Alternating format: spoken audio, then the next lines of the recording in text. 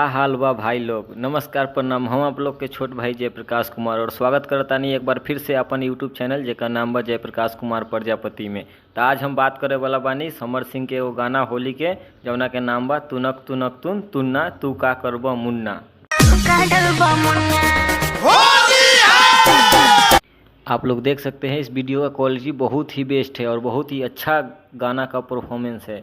डाल दी लहंगा लसाट दी इन्हें उन्हें भागा तारू कोरा में पकड़ ले होलिया में साली खाई के रगड़ दे। जियो भैया क्या डायलॉग बोले हैं मस्त। तू का डलबा मुन्ना तो तू अभी भैया के जानत नहीं खू, भैया कुछ और डाल देवेलन। कैसे कैसे लोग रहते हैं यार।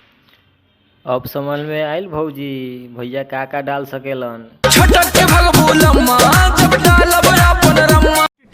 अबे जल्दी बोल, कल सुबह पनवेल निकल रोंगे खातिर गलिया तो हर मनवा हमर झूमे हो। और कथी कथी करे खातिर मनवा तोहर झूमता। तोहरे जैसन डाले वाला आगे पीछे घूमे हो।